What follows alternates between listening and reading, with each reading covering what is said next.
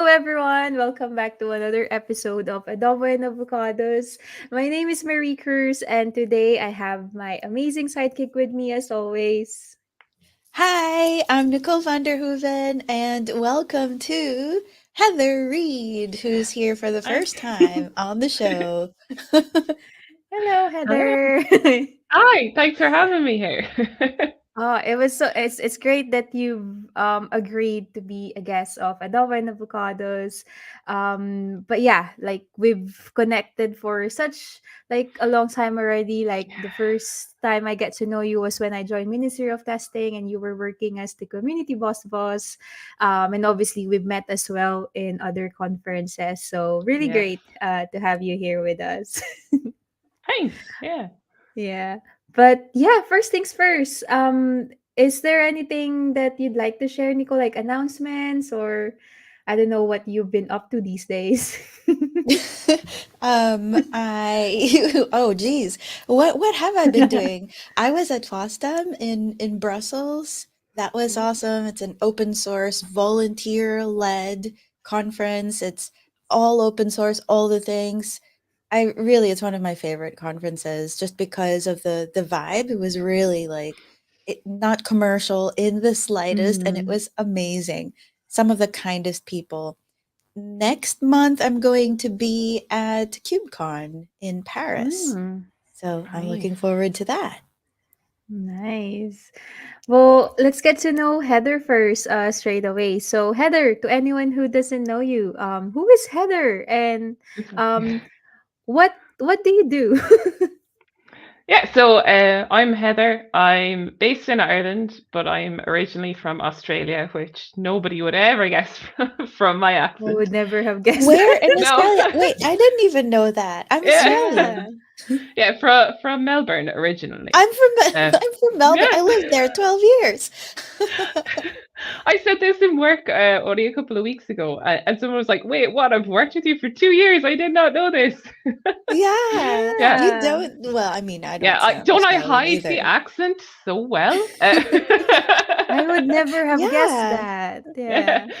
Yeah. Yeah. So I've been living in Ireland for most of my life, and I work as a senior test engineer for a company called Glowfox. So we make software for gyms essentially. Um, Outside of work, you can find me doing not work like podcasts. You can find me at conferences, Slack groups, blogging. I have one husband, one child, four pets, and way too many hobbies. um, and yeah, I've been in the tech industry for 12 years now, which the junior developer who recently joined our team likes to remind me that's almost half his life. That's over half of his life. Uh, so yeah, Wow. I'm old, I guess, in the industry now, No, or no. seasoned. I like that. Yeah. Experienced. Experience. Experience. Yeah. Mature. Yeah. Yes, I love mature. how you say work and non-work work. And I not It's work. so Yeah. relatable. Yeah, it's like I try to kind of time box it. So like typically like Wednesdays or Wednesday evenings is when I do my not work, and I'm planned to like Mm. I work on talks and blogs and all that sort of stuff because yeah, I'm very guilty in the past of letting that be every single night of the week, and that's not Mm. healthy. Especially when you have as many not work related hobbies as I do. You Yeah. get I nothing think done we've and it all all builds up. Yeah. yeah, we've definitely like I've been guilty of doing that as well. But at least what's important is like you know that you've done it, so you're actually acting like in terms of improving it. So now you only do it like every Wednesday night, so you can Yeah. also have space for your other hobbies. Yes. Yeah. Speaking of hobbies, I think I read on your blog you like to upcycle. Is Do you Yeah. still do that? Oh. Yeah, I Yeah. do. I have quite a few projects actually. So we moved into our new house 2 years ago now, and we have like a big garage. So I have too many upcycling projects in progress that I need to try and finish out over the next couple of months. Um, but yeah, I still love it because it gets me away from the computer screen. So I just go Yeah. out there and I'm sanding, painting, reupholstering, whatever, and it's just yeah, away from screens. It's really good way to unwind. That's good. Well, as you know, the title of our live stream is Adobo and Avocados. Adobo simply because it's the unofficial national dish of the Philippines. And the question that we always like to ask our guests is, because for us, like adobo reminds us of home. Yeah. It's typically a way of cooking. It could be meat, it could be non-meat. But basically, you marinate everything with vinegar, garlic, soy sauce, and it just reminds us of home. So, Mhm. our question to you, what is your adobo? What reminds you of home? It could be food or it could be non-food as well. Yeah, non-food would be just like big open green fields. I grew up on a farm, so whenever I'm away, just being able to like, yeah, go somewhere green, really, really Mm. reminds me of home. And that or the smell of brown bread cooking. I always Ooh, just remember, any bread cooking too, yeah, so good. my mum and my two grandmothers used to always bake brown bread. So whenever I get that smell, I'm like, oh yeah, that's the smell of home. Yeah. For me, Maria, it's the I actually smell of wanted. yeah, yeah. Sorry, go I'm on. just gonna say I'm gonna say something funny, but for me, it's the smell of rice. Like Oh, you know, especially yes. when you have a That rice is cooker and then it's amazing. cooking. Yeah. But Yeah, yeah, yeah. anyway, go on, Nicole. Especially garlic rice. Yeah. Oh yeah. But Maria, I was going to ask actually, we don't usually get into this, but what's an adobo for you this week? Something that Oh, you've really enjoyed doing or eating or something that's made you feel like, okay, I'm gonna at be okay. home. Oh, I've been eating moderately unhealthy this week, so I've been having lots of cravings. But one thing that I've been doing that is currently making me happy is gonna sound weird to some, but like I've been eating this for breakfast the past couple of days. So I have a bagel. The other side is savory bagel, so it's um egg with cheese, like quite, common and some ketchup. But then the other bagel, I make it really sweet. So I put Mm. butter and then I put condensed milk. Oh, and yes. Amazing. Yes. and then it's Win. whatever and then it's whatever berries I have. So today I had it with strawberry. Yesterday it was blueberries. The other day it was raspberry. But it's making me happy this week. So That's not totally unhealthy. There's fruit in there. You're good. I know, and there's egg as well on my other side, so Yeah. it's a healthy combination. It's just the condensed milk, but I love condensed milk, so Really want to try that now. Yeah, anything with condensed milk, I'm so there. I also haven't eaten yet, by the way, so like thanks. oh yeah. What about you, Nicole? Um, I've actually, I didn't think about this even though I asked you. I actually have been Yeah. getting back into my fountain pens Oh, recently. And it's just, I'm a huge note taker, but mostly that's digital. But there is still digital, yeah. something about how tactile it is, like to feel, and not just any pen. I don't use like crappy little Bic pens, because if I'm going to write with an actual pen, it's going to be a damn good pen with an excellent nib and the best ink and really nice glossy paper, like, and just the experience of it is like, it just makes you really focus on whatever you're writing or on nothing in particular. Sometimes I think we just need that to just slow down, not worry about sharing it, not worry about saving it, just like just be there. Yeah. Yeah. It sounds good. Amazing. Well, you need to eat after this, Nicole. So we've been talking Yeah. about food. But anyway, let's move on. So Heather, we just like to know a bit more about your career background, how you got started in tech. Because I read in your like profile that you started off as a mathematician. Yes. Um, how did you end up in software testing? Um, yeah, it was kind of I fell into it like a lot of people do. So I between high school and university, I did a course in computer studies. I went on to university then, and one of the modules you could take was computer science. And I was like, oh, this sounds kind of interesting. I'll add that in. So my degree was a general science degree. Do that for first year. I like it, but I love maths and chemistry more. So I majored in maths and chemistry, but as I went along, the maths became much more computer focused. So we were writing scripts to do a lot of the things we were trying to do.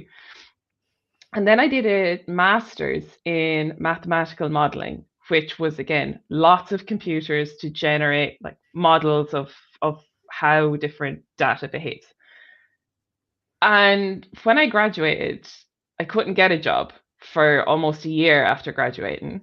And I saw an advertisement for a job that needed someone with a maths and computers background. I was like, this is me.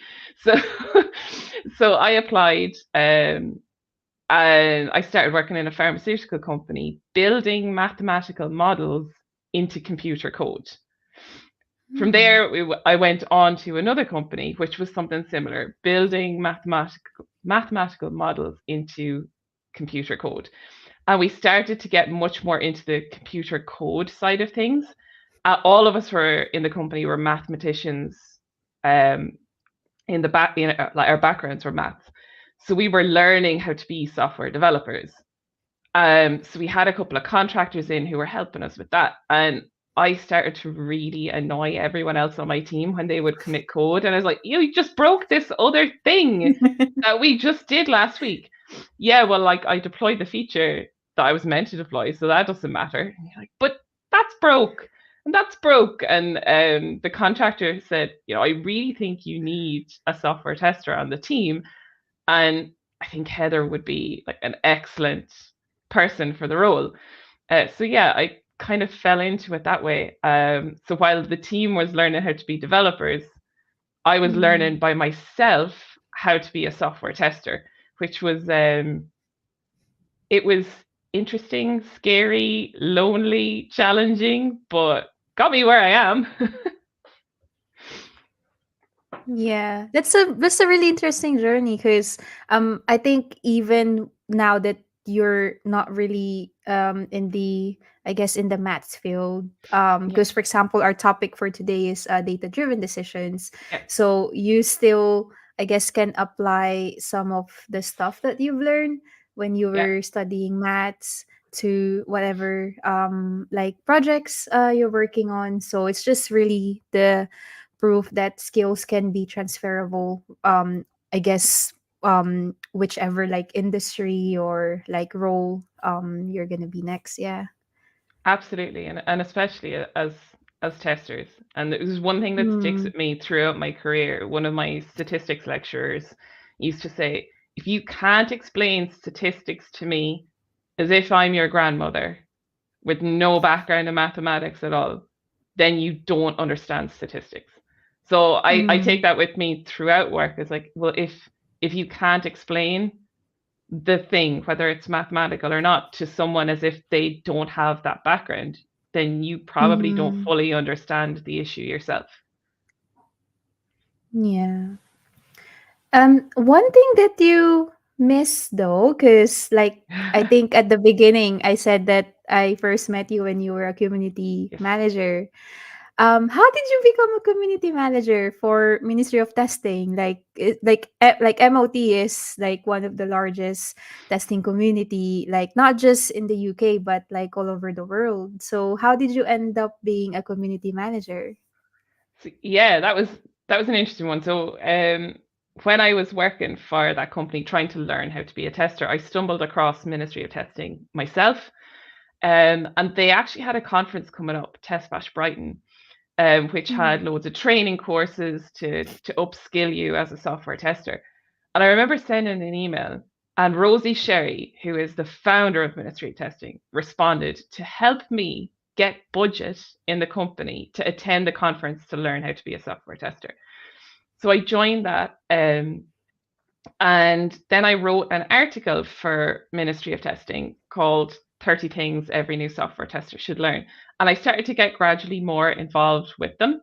Uh, and then came the discussion of test bashes branching out to more than just Mm. Brighton.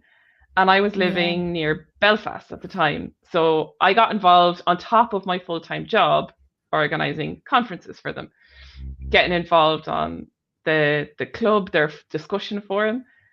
And unfortunately, I moved and joined a startup. And within the first week, redundancies were announced. And I remember talking to Rosie about it, saying, "Hey, I'm actually interviewing this week. Sorry, there's going to be a delay in what I promised to deliver outside of work." She's like, "Didn't you just recently move?" And I was like, "Yeah, about that. This startup is not going well." Yeah. And then that Saturday morning, I woke up to a message from her and Richard Bradshaw, asking me to come and work with them as the community manager, because I've been doing so much in the community up to that point. So again, I kind of fell into the role at just a good a good time while I was searching for a job. Mm. Yeah, that must have been, I don't know, like just me, the idea of organizing a conference and let alone its test batch. Yeah. It sounds so daunting. So like it's really impressive that you've done that. But I guess like during your time as a community manager, like were there any important lessons that you've learned that yeah maybe you'd like to share? Yeah, I learned a lot more about empathy, empathy for others, and especially in the remote world, where you've got the keyboard warriors, but maybe something's just going on for them. It's not always the case, but maybe something's going on for them in that moment, and you don't know. So, like, don't. What was it? Someone said to me, always assume good intent, or try to assume good intent, and give them space to correct themselves, politely highlight if someone's been rude, but don't just jump in and be like, "You're an absolute a-hole." Yeah, that. You've Mm. And done sorry, go ahead. I was just going to ask, you've done so many different things, and most people usually choose one and kind of stick to it. And the interesting thing about your story, and this is, I think this is a positive thing, right? It makes you unique. But a lot of people choose at least either one of the logical, more rational side of things, or the more people focused. But you've Yeah. kind of gone back Mm. and forth. And I Yes. wonder, do you will you always want a job where you can have both, or at certain times do you want one or the other? Um, it depends, because another thing that I really honed in on when I worked for Ministry of Testing is that when I feel that others are upset or struggling, I take that on myself. I think someone phrased it as I'm an empath, which Mm. isn't so bad in a small company setting where you're working with a couple of people, or you're leading a couple of people. But when you're the community manager for a community with tens, hundreds of thousands of people, all of that gets to be an awful lot to try and manage. Which is why I actually attended a mental health first aid training course with them to help me figure out how to put up those boundaries myself, while also supporting the community. So I feel Mhm. like after that experience, not quite so much to that scale. I really enjoyed it, but at this point in my life, I think I feel like I need a break from that to be able to see if I would want it again. Hmm. Yeah. And I think the good thing about this as well, like even though you've taken a break as a community manager, like right now, you're still active in the testing community, but I guess rather than being on the other side, so rather than being the community manager, you're now part of the community itself. So Yeah, speaking at conferences, writing articles, blog posts, and sharing your knowledge. So I think there's still that continuation, which is yeah. like really good. Yeah. I wanted to ask, like, what was, I guess, like, what were you most proud of during your time as a community manager at MOT? Expanding on their scholarship fund. So they had a scholarship fund whereby if attending the conference was just outside of your budget, people could donate and Ministry of Testing would match the donation, and it built up a pot that people could apply to and attend training courses to help them in the career. And like without disclosing too much about the people who got that, like we were able to help software testers who worked for charities, um, food charities as a big example, which were really dear to my heart, and helping those people advance their careers while they were also helping people just was a massive win. Yeah. I remember I was speaking to like this is back when I was doing the 30 days of accessibility Yes. testing challenge. Like I was speaking to someone as well from the community who was the recipient of like an MOT like annual like subscription. Oh, And I remember she said that she got that subscription due because of like the scholarship that you just shared. So Yeah. it's such a great initiative, really, and like you've helped like massive Yes. like loads of people, especially those who are starting in their software testing careers. Yeah. It's huge. Yeah. Yeah. Oh, well, I don't know if you have any more questions around the community side, Nicole, but I wanted to ask like our main topic like for Yeah. today. So oh using data yeah, driven decision. we were talking that. about like other things, yeah. But I guess before we jump into the data driven decisions, like because a while ago I've sort of mentioned that you can still use your math skills that you learn, and then you've applied that to your testing. What sort of examples or in what ways have you used your skills as a mathematician and then applying that into the testing field? Yeah, so it's an interesting one. To an extent, data driven testing has kind of always been there. Just Mm. maybe under different phrases. For me, it's about I look at gathering different data points about users and looking for trends in that data. So applying the mathematical mindset, that's really hard to say.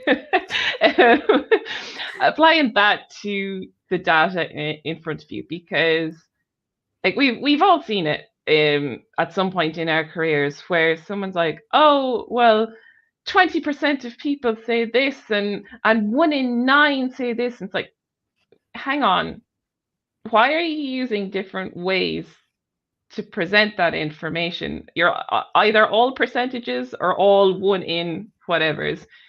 So to me, based on my knowledge and that statistics lecturer, she would say, well, follow that, question that, because that indicates that that person is trying to craft the picture that they want using the data. But if you interrogate it a bit more, there's probably Mm. problems there. There's a reason they're not using all percentages or all 1 in whatever. So hone in on it and ask questions. Yeah.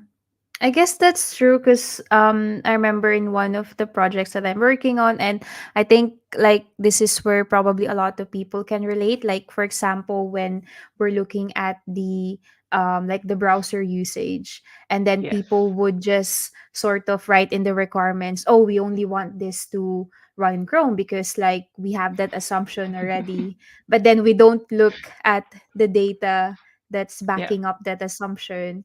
And then I remember like while we're looking at all the data, even though for example we're not running tests on Safari, it's still comprised of not a high percentage, but then if we take that into like actual numbers, then Mhm. it's still quite a lot.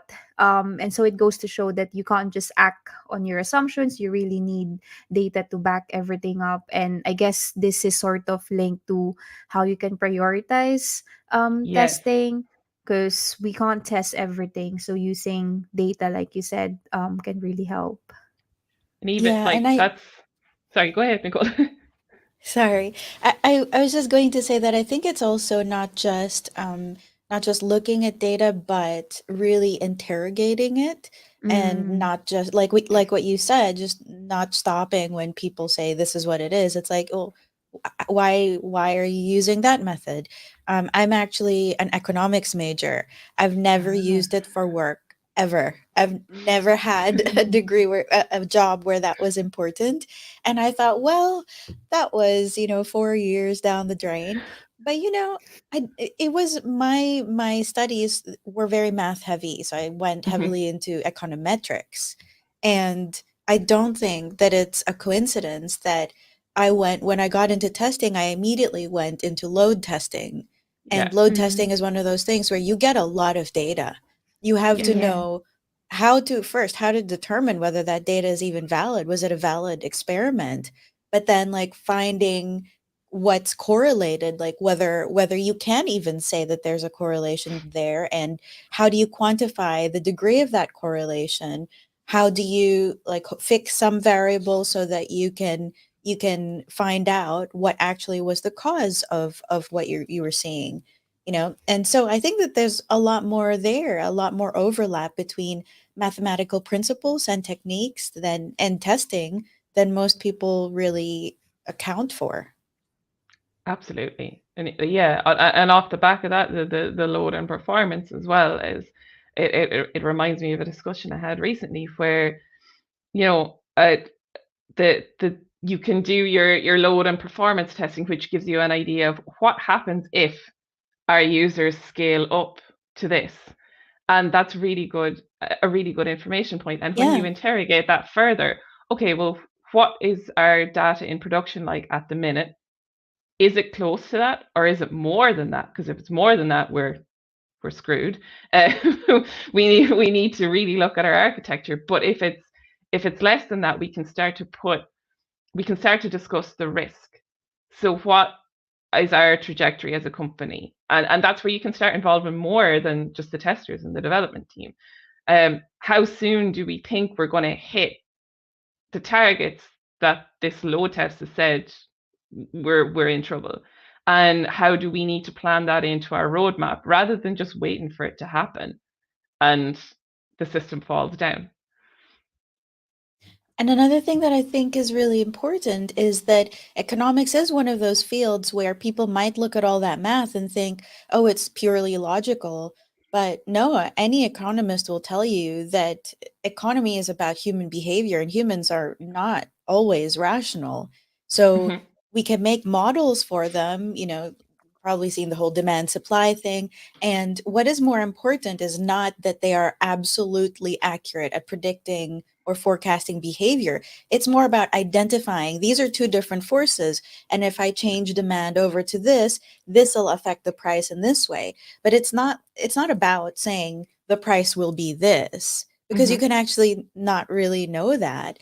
You can only identify which way, what you can do to swing the pendulum one way or another. And I think testing is a lot about that. You're never really going to, there are always edge cases, there are always Mm-hmm. things that you'll miss. Things happen in production that no one ever foresaw.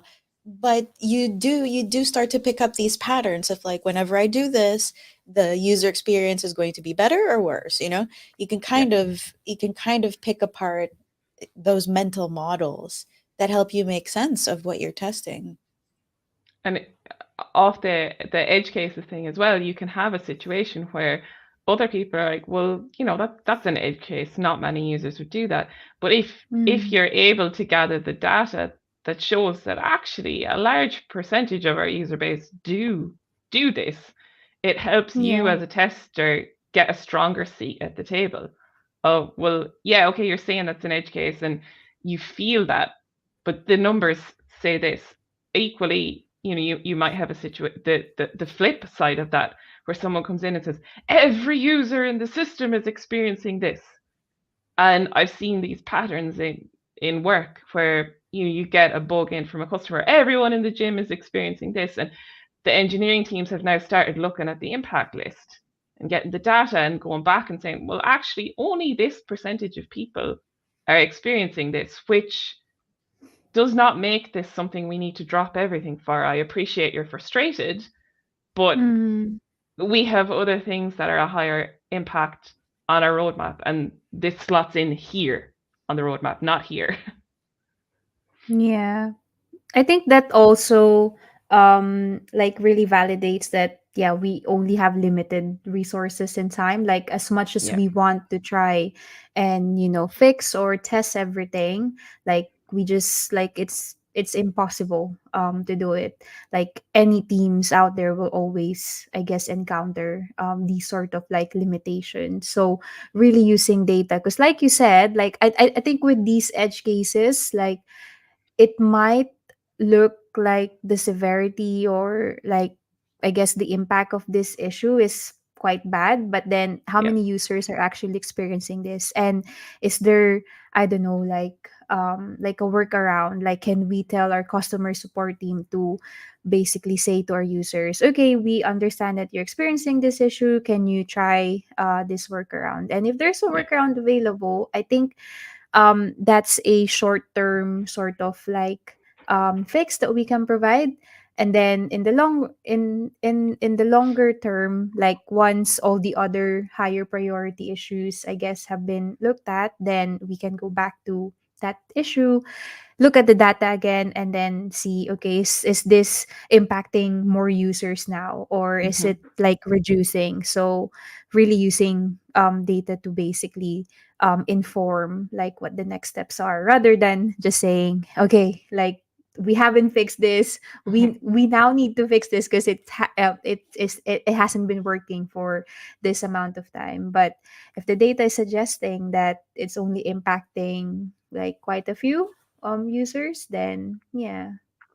Yeah, and it's like, to Nicole's point earlier of, you didn't think you were applying your economics degree in your testing. Like I didn't think I was applying maths in my testing either until I joined the company I'm with now. And the team lead for the first team that I joined was like, numbers, data. We don't do a feature unless we have data to prove that this would be valuable or it's necessary. And oftentimes, like, what we'll have is a situation of, customers want this.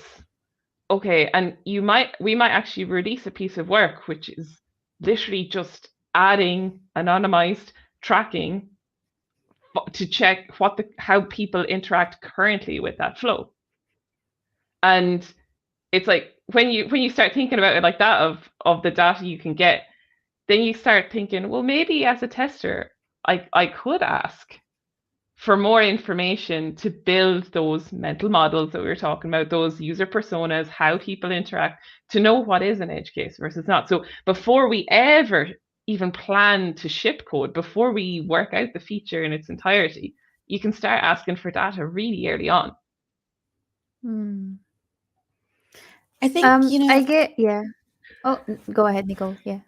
and Daniel Kahneman, who's an economist actually, he wrote this book called Thinking Fast and Slow, and I think Mm. it also explains a little bit why you need both sides of it. So, like fast, his idea is that there is such a thing. There are two modes that we think.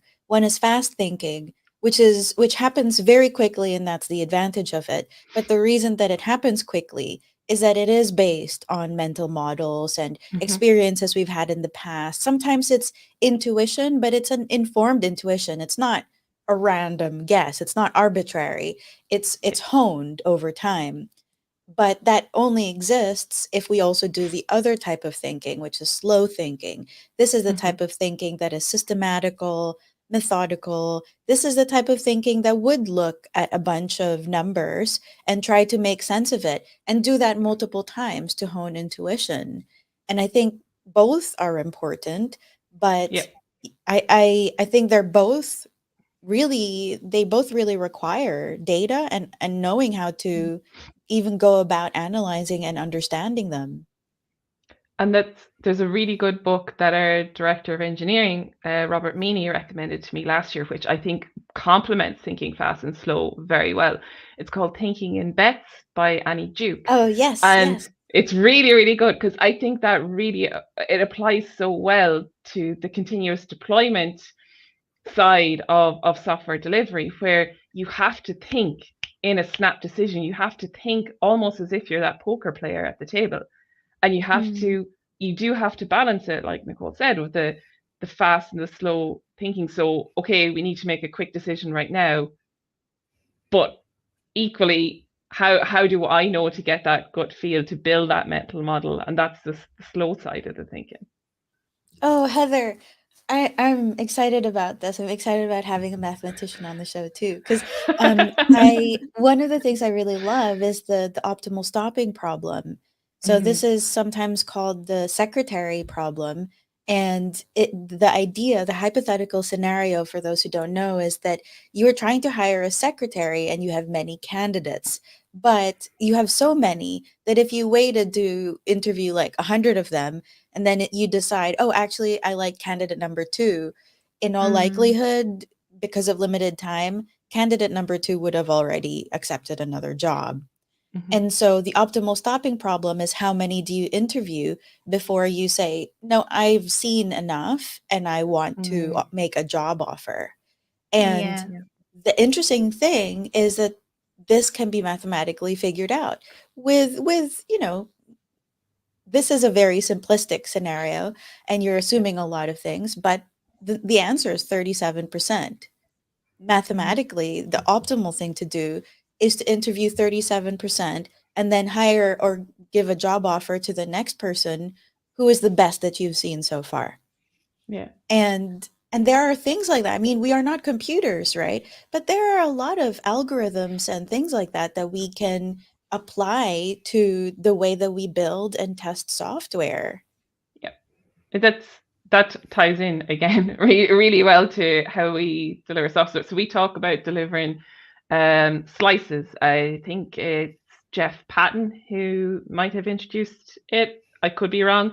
Um, but delivering the smallest piece of something that provides value to someone. So I talked about like how we could just add analytics. So that's something that provides value to us.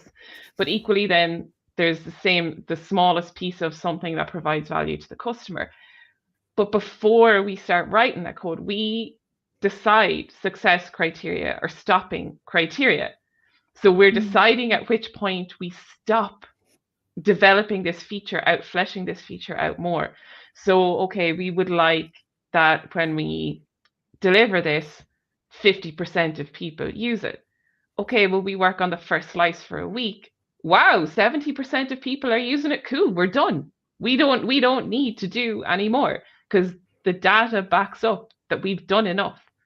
Where if you weren't deciding those stopping criteria early, you could end up, in weeks, months, sometimes years worth of development cycles to flesh this out in its entirety when really it's not needed. You passed your stopping criteria ages ago. Mm. That was gonna be my next question because I think you've already mentioned bits of it, like slicing features into smaller chunks, defining these different criterias. But I guess if someone would like to do data driven testing, like how can like how can someone get started? Because I guess some people might get too overwhelmed from the Yeah. abundance of data that's out there. So what sort of tips would you recommend if someone wants to start using data to back up their testing decisions? So I would say start applying your testing mindset of what risk are you trying to mitigate by getting the data or getting any data. And that should, in theory, help you decide where to start looking for the data. So there's lots of tools that you can use to get data about your users. There's Honeycomb, Sentry, CloudWatch, Mixpanel, Google Analytics, Firebase, Bugsnag, Grafana. You can get you can get data in so many places. But it's like, what problem are you trying to solve? So if if you want to, if you're, or what risk are you trying to mitigate? If you, in your head, you're thinking this system is going to fall over, well, then maybe you need to talk to the person who's working on the performance load testing. Or if you're if you're not sure about like the devices people use, well, and where you should be testing, because as you said, we don't have an infinite amount of time.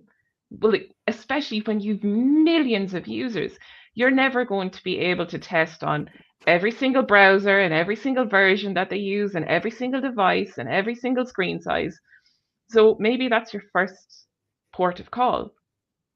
The risk is I don't have all the time and I need to test quickly to be able to give information back to people that's valuable to them. I need to do a good job. So that was one of the first things that I did when I joined the mobile team was, okay, how do we know what devices to test on? And Yeah. it turns out that like 70 to 80% of our users use iPhones. Great.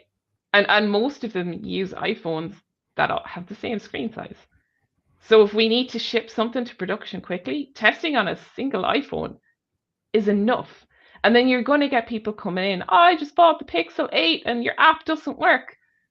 Okay, with the Pixel 8 at the time accounted for like 0.01% of our users.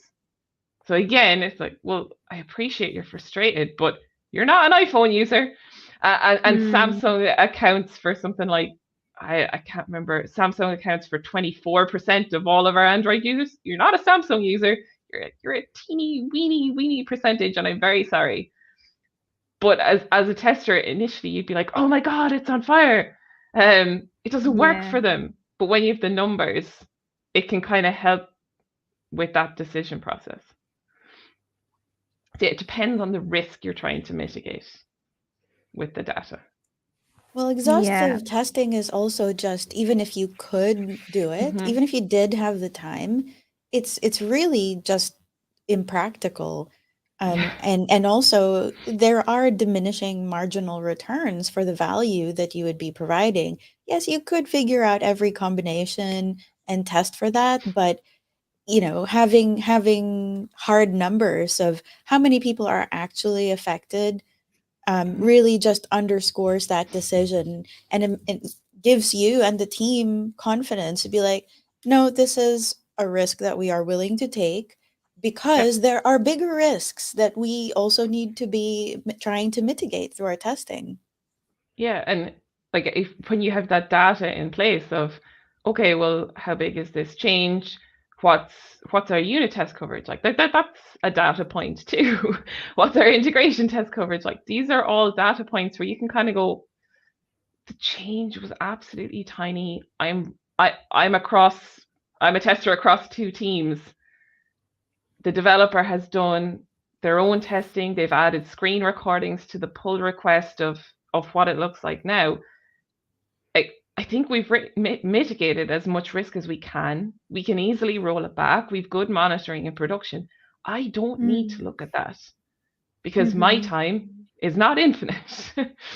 And users as well. Like as long as like if you've really good monitoring in production, depending on your product, like users will always surprise you. They will always do the weirdest stuff. So sometimes just getting it into their hands with good monitoring is the best testing that you can do, which is Mm. it can be a really difficult like mindset shift for people. Yeah. I think that emphasize the importance of, having monitoring in production, because the example that you provided, because especially being a tester across two teams, it's gonna Hmm. be like really difficult for you to try and balance, I guess, all the features that you need to test. Yeah, So if you've got something in production that's gonna monitor the state of your application while it's getting deployed, the response times, are they still the same or are they slowing down? I think yeah, that is some form of testing in production already that you yeah, can definitely leverage, and it enables the rest of your team as well. So they're not just dependent on you to basically check their work. Because most likely, because I think you mentioned like they've added like some screen recordings of the feature that they work on. Like if you have limited amount of time, that's probably the same check that you're yeah, gonna perform, because yeah, you'll be like, I guess, all over the place, like, no, I have to focus on other things. So yeah, yeah, I think having monitoring in production is really crucial. And I guess my next question is, because you've mentioned quite a few tools, yes. um are there like, I guess, um top 3 or top 5 must have tools, like if someone is just getting started with it, um Mm. are there some tools that you recommend over the other, or it really depends on, I guess, the application? So it depends on your context. So for one of the Mm-hmm. teams I work with, um, Honeycomb and Sentry are the big ones for that team. But for another team that I work with, it's Bugsnag, Firebase, and Google Analytics. So I think it's very Okay. much context dependent. Um, but if you're not sure of which tool, ask your team. Hey, what are we doing Yeah. for monitoring? Like, I can't imagine a situation where you don't know what tools you're using and you go to SRE or whoever's over the tools and ask, and they won't tell you. Like, people love Mm. to talk about what they do and the tools that they use. So if you're not sure, like, ask. Like, Yeah. I ended up being sent on honeycomb training because I had only been shown how to use CloudWatch, and I ran a massive query on CloudWatch, not understanding how much that would cost the company. And the head of SRE sent me a DM and like, uh, that query you ran just cost us a couple of $100. What were you trying to find? I was like, oh, this. And he's like, honeycomb would have been better. Like, he wasn't mean about it. He was incredibly supportive. He was like, honeycomb would have been better for that. And I said, I don't know how to use that. He goes, okay, well, let's add you to That'd training. be Would you sure. like, if you'd like to go? So, like, yeah, like unless like you're not going to delete production data, hopefully, you're just looking for data about that production data. I think when we're talking about tools, I think it's also important to kind of distinguish between the different things that you would like to do with data. So Yeah. one is collecting it. So Hmm. the tools Mm-hmm. that you would use are like, what kinds of databases are you going to be pulling it from or storing that data in? Because different types of data require different things out of a database. It's if you're looking at a log line that can be strings or key value Hmm. pairs, that has different requirements based on how you're going to use it than if you just wanted a database of numbers. So you might want Yeah. to aggregate numbers, for example. So you have to choose the database that you need based on the data. Then there's also the analysis part of it. That's another set of tools which can Hmm. be completely decoupled. And then the other side is like reporting on it or Mm-hmm. finding out how to turn that into something useful. And that's something else again. You don't necessarily come to like a stakeholder meeting with all of this analysis. You give them the highlights, you give them Yeah. like Yeah. what is actionable, but that's still Yeah. data driven. It's just different levels, and you need to understand which level you're speaking at. Yeah, and I think one thing that I've had pushback from when I've spoken about this at conferences last year is, but I don't have a degree and a master's in mathematics, Heather. And I would say you don't have to.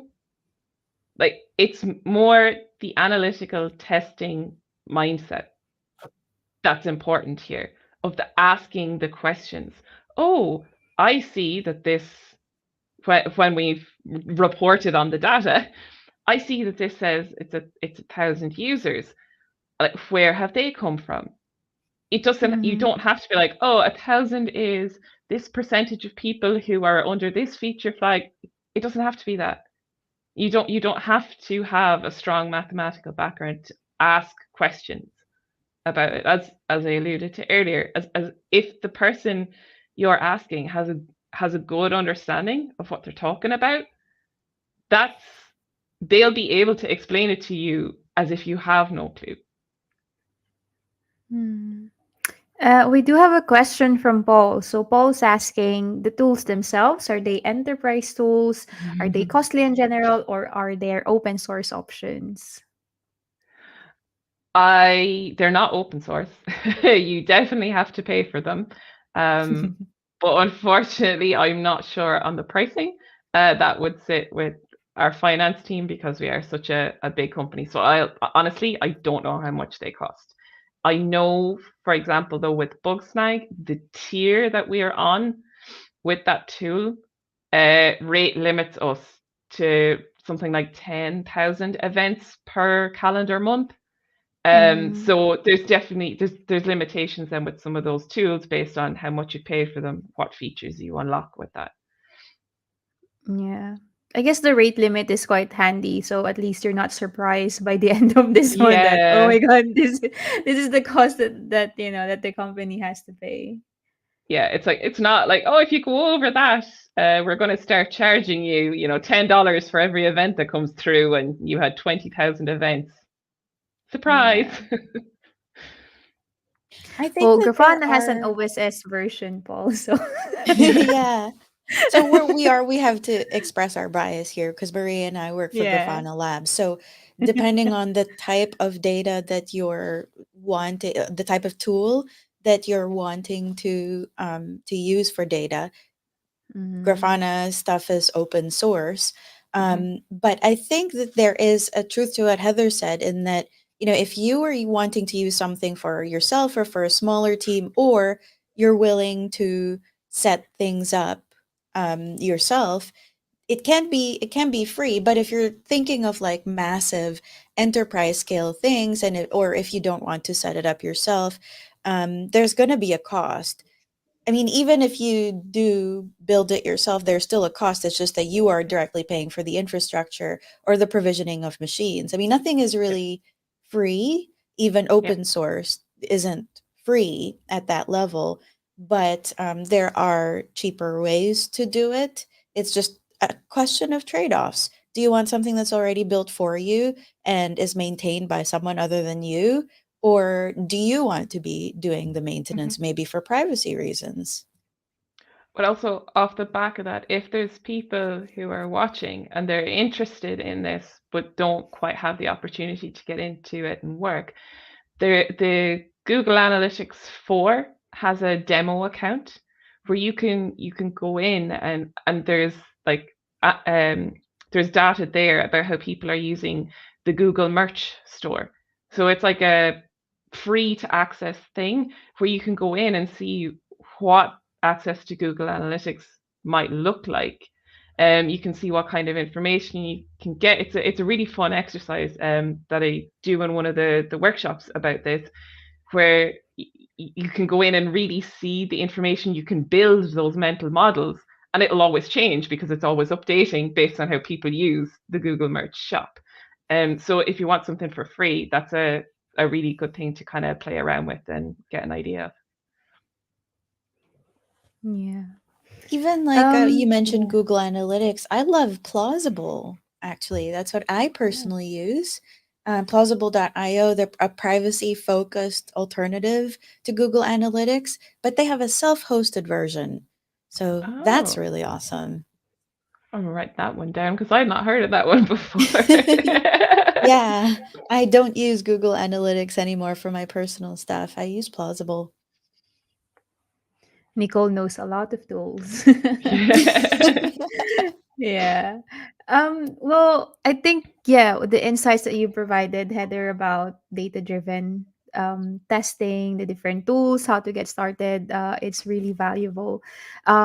If there are people who want to read more, do you have some resources, I guess, that you would like to share? Because I know, for example, Yeah. you're writing a series in your blog. So we Yeah. can obviously link that. But if there's other resources that you can think of that might be useful.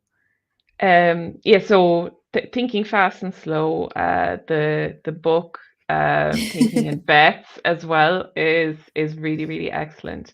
They're the ones that spring to the top of my mind at the moment for people interested in just kind of learning a little bit more about it. And obviously the Google Analytics 4 um, test dashboard, which I have not yet added into that blog post series, but I will. I have a question that might lead to a recommendation. Yes. Have you read Algorithms to Live By? No, I It's have not. really good. Every chapter is like a mathematical algorithm. So it could be, I think optimal stopping was one of them, but then it's also Mm. like caching and a bunch of other things, and then how to turn it into a heuristic that you can actually use. Oh, So it's not, it Oh, it does go a sounds. little bit into the maths, but you don't need a degree in anything really to understand it, because they just give enough so that it's like, hey, there's something more than just mm, us pulling it out of the air, but here's how you apply it in real life. Mm. interesting. Good Yeah, recommendation. I've Yeah. got that open. Yeah, I've opened that on a different tab already. But Heather, I guess before we finish, you're gonna be speaking at Agile Testing Yes. Days this year, Yay. and I found this as well. You were one of the costume winners Oh of wow. Yes. last year's ATD. Yeah. Yeah. Everyone else went, what was it, 90s themed, blue color, and I went black. That's awesome. I I love the remember Nightmare see. Before Christmas, so I had to do that.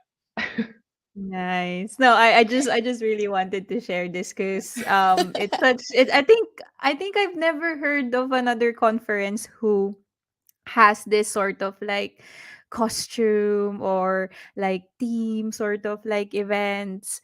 So yeah, Agile Testing Days is really one of a Yes. kind. Will you be I mean, I don't know for this year what sort of like theme they have, but will you be Time dressing up? travel. Time Oh. travel this year, yeah. Ooh. Yeah. So I'm gonna have to think a bit about that one. Being honest, I put together that costume, I think maybe 2 weeks before the conference this year. Because I was Wow. like, I don't know what to do. I don't know what to do. And I was in a call with Sana Visser about the conference. And I went, ooh, this is the anniversary of the Nightmare Before Christmas. I could do that. And I just went with it. So this year, I feel like I probably need to be a bit more prepared than 2 weeks beforehand. Yeah. Yeah. But I can't believe you pulled that off in just 2 weeks. That's that's really amazing. Oh well, we look forward to seeing, yeah, what you're gonna do for Yes. this year's ATD. But any other events, conferences that you would like to promote? Yeah, so next month, the 14th of March, I'm speaking at a Testing Peers conference in Nottingham in the UK. And then I have the dates here. The 28th to the 30th of May, I'm speaking at Expo QA in Madrid about this very topic. So there'll be a talk and a workshop for anyone who's interested in attending. And then Agile Testing Days in November about a completely different topic. Ooh, exciting. Hmm. Oh, well, that's really awesome to hear, Heather. It's great that this year you're giving back to the community, sharing your knowledge, and yeah, really great to have you as well today. Before we let you go, we always ask this question. What is one piece of advice that you would like to give to someone who wants to get started in tech? Mm. Um, it's not easy. Will be the first thing that I say. And I'm going to cheat and offer two pieces of advice. So the first would be to find a community to back you, because the amount of times I've found myself struggling with my career or putting my CV together to even apply for this job that I'm in, and the, I've had such good communities around me who were like, just send your CV to me. And you end up speaking to people who are like CTOs giving you feedback on your CV. So I would say find a really really good community. There's a few recommendations I like think I have linked on my blog. Um, and get a brag document going for Mm. yourself. I cannot remember who it was. I read a blog post about getting this going, started it myself, and my team lead was like, "Oh, this is great. Your reviews basically write themselves." Every single time, it reminds me of Vernon's talk about glue work. So every single time you did a piece of glue work to help the team, put that in your brag document because you did that. And it's okay to brag Mm. about that, because when it comes to review time, yes, we got here as a team, but our reviews are always structured to to focus on you as an individual and how you contributed in that team. So get a brag document going for yourself, and don't be ashamed to put all the things in it. And when you're having a bad day, look back through them. Look back through all of your brags, and they might just give you a really nice boost of all the things you've managed to achieve in your career. Sorry Yeah, for solid. cheating. I mean, the more advices, the better. But yeah, solid advices. I definitely agree with the brag document. And I think in terms of the format, it could be like, I think you can add stuff on the folder, like, or take screenshots. Like, if someone has, I guess, recognized your work, take a screenshot of it, put it in the folder, or just add everything in like a document. So there's multiple ways of doing it, but it makes the review process, like if you're doing performance review as well, much much easier, not just for you Yes. but for your manager as well. Especially if they're annual reviews. So it's like, what did Yeah. I do in February of last year? I don't know. I scroll back through my brag document. Oh, there, that's what I did. Cool. Yeah. Oh, well, thank you so much, Heather, for Thank you. spending your time with us. We learned a lot today about data-driven testing, and you're always welcome to come back for future episodes. So just let us know. But yeah, thank you so much again for being with us today. Thanks, Thank everyone. you, Heather, and thanks everyone for watching. Thank you. Well, this is it for today. We'll be back next week for another episode. Right. Thank you all. Bye bye. Bye.